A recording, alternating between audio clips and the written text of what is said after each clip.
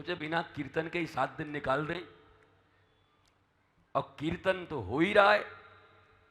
कीर्तन का सही परिभाषा है भगवान के दिव्य सुमधुर कथाओं में, जब मनुष्य अपने कीर्ति और अपने तन को विस्मृत कर देता है तो उसी समय उसके भीतर से कीर्तन घट जाता है। तो यहां तो निरंतर कीर्तन चल रहा है, और जब तक कीर्ति याद है, यश याद है, अपना नाम याद है और तन याद है, तब तक कीर्तन घटने वाली नहीं है जीवन में। ये विशेष परिभाषा है मीरा जी की। ये कीर्ति और तन दोनों की विस्मृति ही कीर्तन जीवन में ला सकती है। अन्यथा महाराज, अब ये ठीक है, बचपन स्कूल है, थोड़े उछलेंगे कूदेंगे तो कभी ना कभी तो होगा।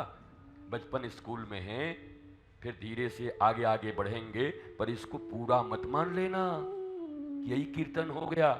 प्रारंभ है, माचिस की तीली जली है, इससे पहले कि वो तीली तुम्हारे अंगूठे को जला दे, हाथों को जला दे, उसके पहले हरि नाम का अखंड दीपक जला दो तो तुम्हारा जीवन धन्य हो जाएगा। नहीं तो वही तीली तुम्हारे शरीर को भी जला देगी।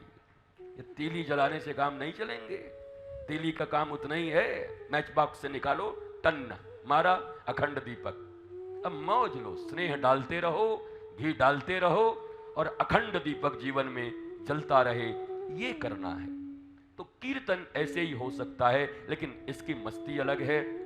आदमी कम से कम कछु होए ना होए, पांडे जी, जो कछु लोग वो जग जाते हैं, इतना हो जाता है।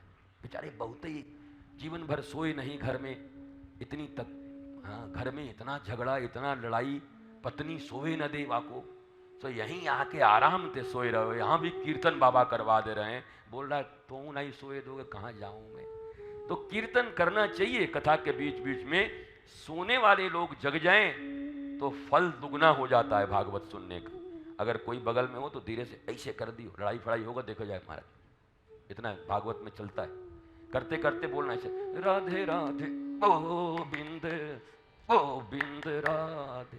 कई दिना की शत्रुता भी निकाल लियो, हाँ, काऊ तेरे वाई के पास में बैठियो, अब कीर्तन है जाए सही, ऐसे दे के और निकलियो महाराज, राधे राधे गोविंद गोविंद राधे कर। भगवान की अनुपम कृपा, दिव्याति दिव्य भाव से कल गिरिराज जी की लीला हुई।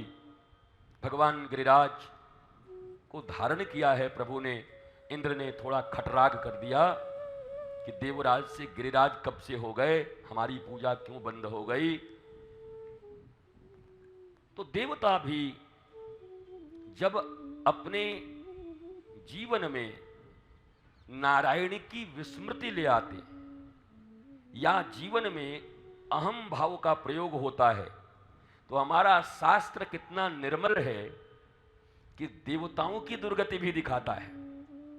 इंद्र की दुर्गति कई बार हो चुकी। जितने भी देवता हैं इनको भागना पड़ता है स्वर्ग छोड़ के जहां तहां।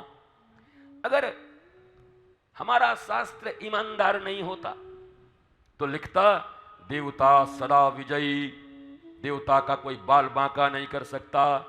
परंतु हमारे शास्त्रों में भरा पड़ा है कि इंद्र भाग रहा है बेचारा जहां तहां जैसे तैसे। अर्थात मनुष्य हो देवता हो, परंतु विधि के विधान का पालन अगर नहीं कर रहे, अगर सनातन संस्कृति, जीवन की पद्धति और वैदिक नियमों का पालन, गुरु के चरणों में प्रीति, प्रमाद और आलस्य से दूर होकर जो साधना मिली है उस साधना को करने में कोताही करोगे तो देवताओं के राजा इंद्र भी रहोगे, तब भी स्वर्ग छोड़कर गली गली भागना पड़ेगा।